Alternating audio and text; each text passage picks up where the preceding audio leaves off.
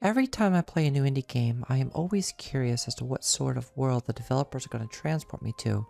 Sometimes it's in the future in space, sometimes it's a fantasy setting in the past, or even sometimes something established in our modern world. But every time I experience these dreams that are laid out by the team that spent years developing these games, I'm usually left with a sense of amazement. There's nothing more enjoyable to me than finding a well-polished indie game that developers clearly put a lot of love and care into when designing their visions. In today's video, I'm going to take you through this review by talking about the delightfully addictive roguelike deck builder, Pyrene, with as few story spoilers as possible.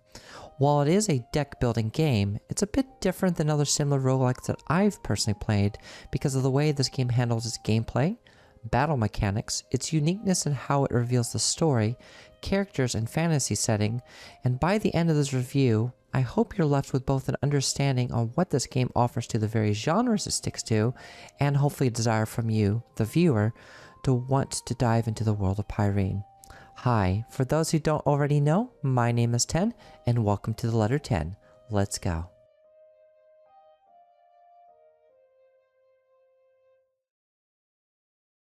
When you first enter the world of Pyrene, a game developed by Two Tiny Dice, you're greeted by an animated cutscene, and when done, you are immediately given a rundown of the basic understanding of how to play this game. Once you are done with the short tutorial, you'll soon make your way past a barn and into what appears to be the ruins of a village. Notice that there isn't a lot to be done on this first visit, and quickly you'll be given your first quest, starting your hopefully long journey with this game. This game is delightfully fun and engaging, with the story presented in a similar way like the game Hades, minus the voice acting. On my first save file, in which there are 3 save files available, I was able to complete the main story within approximately 5 hours, and by the time of the recording of this video, my time came in just under 9 hours.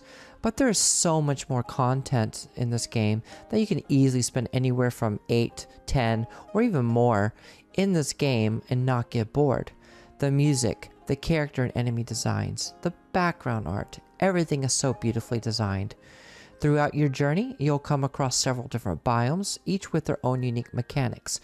An example of some of the biomes are the caves, which are filled with darkness, being unable to see all the other cards unless you find a blue torch, and the snow plane, which will put you in risk of suffering from frost status, but there are campfires that will warm you up and counteract the negative status element. I won't say exactly how many biomes there are in this game, but there is plenty of variety to keep players invested in and out of combat, which is what you're going to end up doing more than anything else in this game. Speaking of combat, when you enter a hostile area, you are put on a grid with a combination of cards: your character card, gold cards, wood for repairing and upgrading buildings back in town, spirit cards, now these are consumed when using your special powers among other uses, weapons and abilities, and enemy cards. Battling an enemy starts by engaging the enemy in one of 4 directions: north, east, south, or west. Both you and the enemy attack and take damage simultaneously.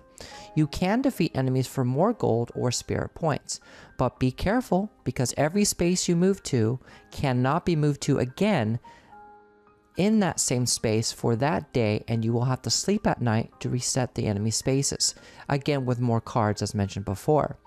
Once enough enemies have been defeated, a special card called a votive altar will appear, and once you move to this card, the zone you're in will be out of danger, and once you're out of danger, you'll be rewarded with 2 items: a chest with either cards or relics to choose from, and a permanent upgrade for this run only that can upgrade either the amount of provisions you can carry for sleeping at night, an increase to the maximum amount of active cards, or an increase to your base health.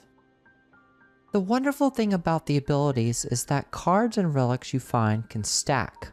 Say if you find a relic ability that gives you a shield buff for every time you pick up a spirit card, you can think in another card that adds gold every time you pick up spirits. And then if you get another relic that gives you shield every time you pick up gold, these 2 previous examples stack. This also applies to status effects that do passive damage on enemies, such as bleed, thorns, fire, and so forth. So far in my time playing, I haven't found a limit on how many synergies you can get with stacking card and relic abilities, but when you get a good chain going, you can become almost seemingly unstoppable. After you clear those previous hostile areas, the rest of the biome map is yours to explore. You'll be greeted by merchants, altars for adding talismans to cards, and even anvils for upgrading the stats on those same cards. But be careful with all of this, as it does cost gold, and unless you get some good relics or cards for increasing your gold drops, gold can go incredibly fast before you know it and your funds are low again. After making your way through the first series of areas, you'll eventually be greeted with a boss, and you'll have a slightly greater challenge than previous battles you've encountered. My first couple of instances dealing with the first boss left me with defeat, allowing me to regroup my thoughts and try to come up with a different plan of attack to better handle that first difficulty milestone. This cycle will continue many more times, with each run getting progressively longer and more challenging, and after a few more excursions out in the world, you'll earn more rewards to help you better improve yourself, or even completely change the way you strategize and play the game. After you've done a few runs, you'll eventually unlock new characters. There are multiple characters to choose from, each with their own unique cards and playstyles, but you do start off with just the one from the beginning. You'll start out playing as the village hunter with their well-rounded stats and abilities, but don't worry about getting attached to your current stats, as these can be modified later. Without spoiling too much, there are adventurers with higher and lower health stats, completely different special moves, and later in the game you can better mix up how they handle in combat. Personally, my favorite character to play was one you unlock early in the game, but that didn't mean I stopped trying out the others as I unlocked them, because what better way to appreciate all their own uniqueness by trying them out? It brings me great joy knowing how much craft and care that the developers put into each hero has their own backstory, personalities, and just a different feel between them all. There are no two characters that play the same, so there will definitely be a hero or two, or more, that you'll easily be able to cling to and get personally invested in as you make your way through what this game has to offer. There are other fun things in this game, such as weather effects that can cause how combat plays, with various buffs and negative stats effects that can also add or remove health, and sometimes the weather can even cause extra damage to you and your enemies, or even a combination of all these things. I'll mention two specific examples of weather effects. The first one is Curse. Now, Curse requires you to use provisions to use special powers. So instead of your spirit cards, it also requires the provisions. And then the other example is Rain, where when a status is applied to you or your enemies, it gets its value doubled. This can include things like Dodge, Burn, Frost, or one of the many other status effects that the game has.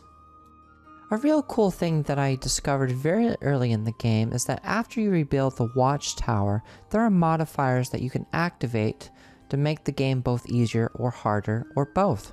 Plus, there are accessibility relics that can remove all damage, move anywhere in danger zones, and even have more HP than the maximum limit allowed. I really like that the developers have included these options because it provides more depth to an already incredible game that is packed with so much stuff to do, including a lot of fun end-game content. But I won't spoil any of that in this video. One of the final things I want to talk about specifically about this game is how much I appreciate the time and attention to detail the developers have put into Pyrene. I could tell that I would be spending a lot of time in this game even before I started playing the demo. Which, by the way, at the time of this recording in September 2024, that demo is still available on Steam. It could change at the time you're watching this video, but right now it's there. That being said, I'm incredibly happy that I've been able to spend so much time with this game. Heck, even before I started this review, I already convinced a few of those close to me to try out the demo, wishlist the game, and even buy this game.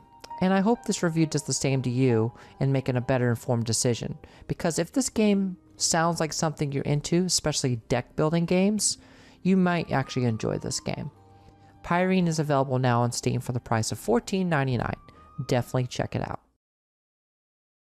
I want to thank you so very much for watching this little video of mine. I had tons of fun playing this game, and I very much plan on putting more time into it even after I'm done with this video. It's just that fun. I also had loads of fun making this video. If you're a long-time subscriber to my channel, you might have noticed that I've made some changes in the way I've done this video compared to my older stuff.